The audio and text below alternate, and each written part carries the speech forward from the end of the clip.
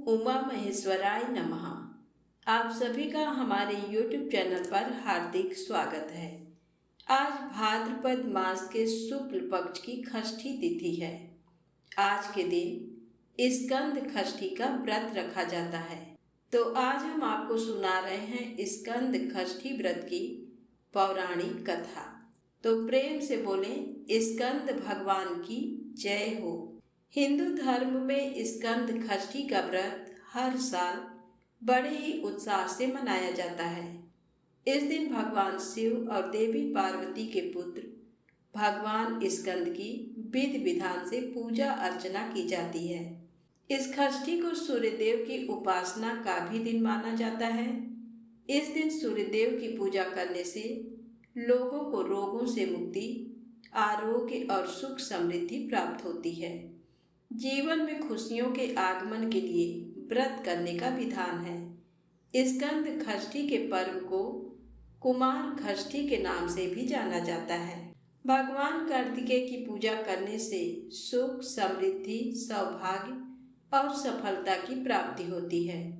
भगवान शिव और माता पार्वती के बड़े पुत्र भगवान कार्तिकेय की पूजा करने से सभी प्रकार के रोगों से मुक्ति मिलती है। इस दिन पूजा के दौरान स्कंद षष्ठी की व्रत कथा भी पढ़ी या सुनी जाती है। स्कंद षष्ठी के दिन सुबह जल्दी उठकर शुद्ध जल से स्नान कर स्वच्छ वस्त्र धारण करें। एक स्वच्छ स्थान पर भगवान कार्तिकेय की मूर्ति या प्रतिमा को एक चौकी पर लाल कपड़े को बिछाकर उस पर स्थापित करें। धूप दीप जलाएं। भगवान कार्तिकेय को फल और फूल चढ़ाएं। विशेषकर कमल का फूल चढ़ाना शुभ माना जाता है। भगवान कार्तिकेय की मूर्ति पर रोली का तिलक लगाएं, प्रसाद चढ़ाएं। प्रसाद में आप मोदक, फल, दूध आदि चढ़ा सकते हैं। पूजन के बाद स्कंद षष्ठी पर भगवान कार्तिकेय की कथा पढ़ें या सुनें। पूजा के अंत में भगवान कार्तिकेय की आरती करें।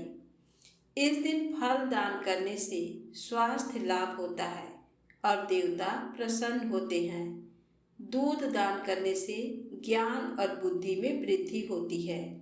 दही दान करने से आयु और स्वास्थ्य में वृद्धि होती है। गरीबों को अनाज दान करने से अन्नपूर्णा की कृपा प्राप्त होती है। जरूरतमंदों को वस्त्र दान करने से पापों का नाश होता है।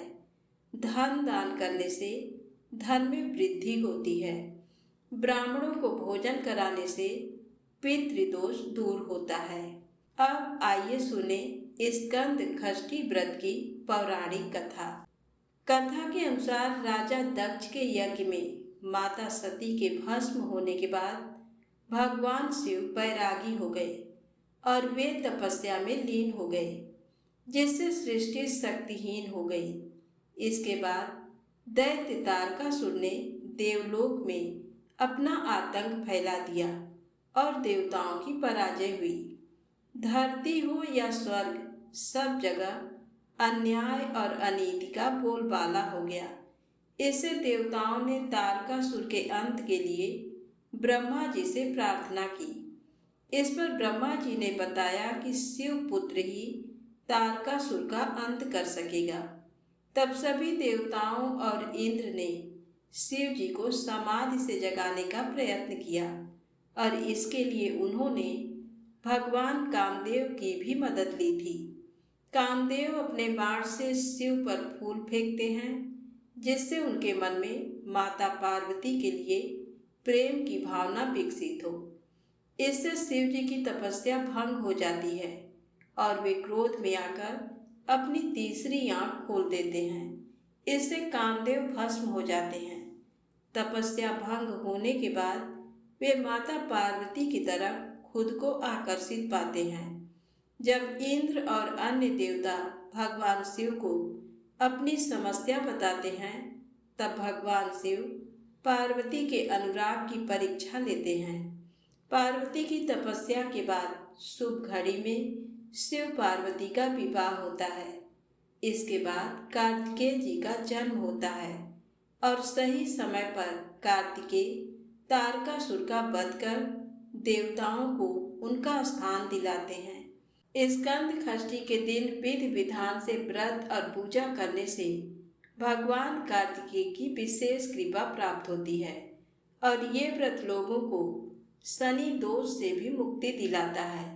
इसके अलावा इस व्रत को करने से संतान प्राप्ति होती है और जीवन में सुख समृद्धि बनी रहती है। इस दिन श्रद्धा अनुसार गरीब लोगों में विशेष चीज़ों का दान करना फलदायी साबित होता है। तो प्रेम से बोलें स्कंद भगवान की जय हो। अब आइए सुने षष्ठी माता की पौराणिक कथा। प्राचीन समय में प्रियव्रत नाम के एक बहुत प्रसिद्ध राजा हुए। इनके पिता का नाम स्वयंभू मनु था। प्रियव्रत योगी राज थे और इस कारण विवाह भी नहीं करना चाहते थे। तपस्या में इनकी विशेष रुचि थी, लेकिन ब्रह्मा जी की आज्ञा तथा सत प्रयत्न के प्रभाव से उन्होंने विवाह कर लिया। विवाह के काफी वर्ष बीत जाने पर भी उन्हें कोई संतान नहीं हुई। तब कश्यप जी ने उनसे पुत्रेश यज्ञ करवाया। राजा की भार्या का नाम मालिनी था। मुनि ने उन्हें खीर प्रदान की और खीर खाने के बाद रानी मालिनी गर्भवती हो गई। कुछ समय बाद रानी ने स्वर्ण के समान प्रभाव वाले एक कुमार को जन्म दिया, लेकिन सभी अंगों से पूर्ण होने पर भी वह बालक मरा हुआ पैदा हुआ था। पुत्र के शोक में माता को मूर्छा आ गई। राजा प्रियव्रत उस मृत बालक को लेकर शमशान में गए और उस एकांत भूमि में पुत्र को छाती से चिपकाकर आंखों से आंसुओं की धारा बहाने लगी। तभी वहां एक दिव्य विमान दिखाई पड़ा। शुद्ध स्फटिक मणि के समान चमकने वाला वह विमान अमूल्य रत्नों से बना था। तेज से जगमगाते हुए उस विमान की रेशमी वस्त्रों से अनुपम शोभा बढ़ रही थी। वह अनेक प्रकार के अद्भुत चित्रों व पुष्पों की माला से सजा हुआ था। उस विमान में मन को मुग्ध करने वाली एक सुंदर देवी को राजा प्रियव्रत ने देखा। श्वेत चंपा के फूल के समान उनका उज्जवल वर्ण था। देवी के मुख पर प्रसन्नता छाई हुई थी और वे मुस्कुरा रही थीं। रत्नमय आभूषण उनकी शोभा बढ़ा रहे थे और योग शास्त्र में पारंगत वे देवी भक्तों पर अनुग्रह करने के लिए आतुर थीं। ऐसा जान पड़ता था कि वे मूर्तिमती कृपा ही हो। देवी को सामने देख राजा ने बालक को जमीन पर रख दिया और बड़े आदर के साथ देवी की पूजा तथा स्तुति की। उस समय वे स्कंद की प्रिया देवी षष्ठी अपने तेज से देदीप्यमान थी। उनका शांत विग्रह ग्रीष्मकालीन सूर्य के समान चमचमा रहा था। उन्हें प्रसन्न देख राजा ने पूछा, सुशोभने, कांते, सुब्रते, तुम कौन हो? तुम्हारे पतिदेव कौन है और तुम किसकी कन्या हो? तुम स्त्रियों में धन्यवाद तथा आदर की पात्र हो। जगत को मंगल प्रदान करने में प्रवीण तथा देवताओं को रण में सहायता पहुंचाने वाली वे भगवती देवसेना थीं। पूर्व समय में देवता दैत्यों से परास्त हो चुके थे। इन देवी ने स्वयं सेना बनकर और देवताओं का पक्ष लेकर युद्ध किया था। इनकी कृपा से देवता विजयी हो गए थे, अतएव इनका नाम देवसेना पड़ गया। महाराज प्रियव्रत की बात सुनकर ये उनसे कहने लगी, राजन, मैं ब्रह्मा की मानसी कन्या हूँ। जगत पर शासन करने वाली मुझ देवी का नाम देवसेना है। विधाता ने मुझे उत्पन्न करके स्वामी कार्तिकेय को सौंप दिया है। मैं संपूर्ण मातृकाओं में प्रसिद्ध हूँ। स्कंद की पतिव्रता भार्या होने का गौरव मुझे प्राप्त है। भगवती मूल प्रकृति के छठे अंश से प्रकट होने के कारण विश्व में देवी षष्ठी के नाम से मैं प्रसिद्ध हूँ। मेरे प्रसाद से पुत्रहीन व्यक्ति सुयोग्य पुत्र, प्रियाहीन जन प्रिया दरिद्री धन तथा कर्मशील पुरुष कर्मों के उत्तम फल प्राप्त कर लेते हैं। राजन, सुख दुख भय शोक हर्ष मंगल संपत्ति और विपत्ति ये सब कर्म के अनुसार होते हैं। अपने ही कर्म के प्रभाव से पुरुष अनेक पुत्रों का पिता होता है और कुछ पुत्रहीन भी हो जाते हैं। किसी को मरा हुआ पुत्र तो किसी को दीर्घजीवी पुत्र प्राप्त होता है। ये सब कर्म का ही फल है। गुड़ी अंगहीन अनेक पत्नियों का स्वामी भार्या रहित रूपवान रोगी और धर्मी होने में मुख्य कारण कर्म ही है। कर्म के अनुसार ही व्याधि होती है और पुरुष आरोग्यवान भी होता है। अतएव राजन, कर्म सबसे बलवान है। ये बात श्रुति में कही गई है। इस प्रकार कहकर देवी षष्ठी ने उस बालक को उठा लिया और अपने महान ज्ञान के प्रभाव से खेल खेल में ही उसे पुनः जीवित कर दिया। अब राजा ने देखा तो सुवर्ण के समान प्रभाव वाला वह बालक हंस रहा था। अभी महाराज प्रियव्रत उस बालक को देख ही रहे थे कि देवी देवसेना उस बालक को लेकर आकाश में जाने को तैयार हो गई। ये देख राजा के कंठ ओष्ठ तथा तालु सूख गए। उन्होंने पुनः देवी की स्तुति की। तब संतुष्ट हुई देवी ने राजा से वेदोक्त वचन कहा, तुम स्वयंभू मनु के पुत्र हो। त्रिलोकी में तुम्हारा शासन चलता है। तुम सर्वत्र मेरी पूजा कराओ और स्वयं भी करो, तब मैं तुम्हें कमल के समान मुख वाला ये मनोहर पुत्र प्रदान करूंगी। इसका नाम सुब्रत होगा। इसमें सभी गुण तथा विवेक शक्ति विद्यमान रहेगी। ये भगवान नारायण का कलावतार तथा प्रधान योगी होगा। इसे पुनर्जन्म की सभी बातें स्मरण रहेंगी। क्षत्रियों में श्रेष्ठ ये बालक 100 अश्वमेध यज्ञ करेगा। सभी इसका सम्मान करेंगे। उत्तम बल से संपन्न होने के कारण ये ऐसी शोभा पाएगा जैसे लाखों हाथियों में सिंह।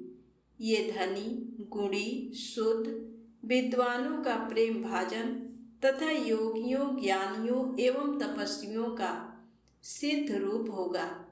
त्रिलोकी में इसकी कीर्ति फैल जाएगी।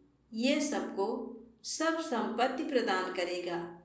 इस प्रकार कहने के पश्चात भगवती देवसेना ने उन्हें वह पुत्र दे दिया। राजा प्रियव्रत ने पूजा की, सभी बातें स्वीकार कर ली। इस प्रकार भगवती देवसेना ने उन्हें उत्तम वर देकर स्वर्ग के लिए प्रस्थान किया। राजा भी प्रसन्न चित्त होकर अपने मंत्रियों के साथ घर लौट आए और पुत्र विषयक सारा वृत्तांत सभी को कह सुनाया। ऐसे प्रिय वचन सुनकर सभी स्त्री पुरुष परम संतुष्ट हो गए। राजा ने सर्वत्र पुत्र प्राप्ति के उपलक्ष्य में मांगलिक कार्य आरंभ करा दिया। भगवती की पूजा की, ब्राह्मणों को बहुत सा धन दान दिया। तभी से प्रत्येक मास में शुक्ल पक्ष की षष्ठी तिथि के अवसर पर भगवती षष्ठी का महोत्सव यत्न पूर्वक मनाया जाने लगा। बालकों के प्रसव गृह में छठे दिन, 21वें दिन तथा अन्नप्राशन के शुभ समय पर यत्न पूर्वक देवी की पूजा होने लगी। सर्वत्र इसका पूरा प्रचार हो गया और राजा प्रियव्रत भी स्वयं इनकी पूजा करते थे। तो प्रेम से बोले, षष्ठी माता की जय हो, स्कंद भगवान की जय हो। अब आइए सुने भगवान शिव माता पार्वती की बड़ी ही पावन कथा। इस कथा को श्रद्धा भाव से पूरा अवश्य सुनिएगा। भगवान श्री कार्तिकेय जी भगवान शिव और माता पार्वती जी के पुत्र हैं तथा सदैव बालक रूप में ही रहते हैं। परंतु उनके इस बालक स्वरूप का भी एक रहस्य है। एक बार शंकर भगवान ने पार्वती जी के साथ जुआ खेलने की अभिलाषा प्रकट की। खेल में भगवान शंकर जी अपना सब कुछ हार गए। हारने के बाद भोलेनाथ जी अपनी लीला को रचते हुए पत्तों के वस्त्र पहनकर गंगा के तट पर चले गए। कार्तिकेय जी को जब सारी बात पता चली तो वह माता पार्वती से समस्त वस्तुएं वापस लेने के लिए आए। इस बार खेल में पार्वती जी हार गई तथा कार्तिकेय जी शंकर जी का सारा सामान लेकर वापस चले गए। अब इधर पार्वती जी भी चिंतित हो गई कि सारा सामान भी गया तथा पति भी दूर हो गए।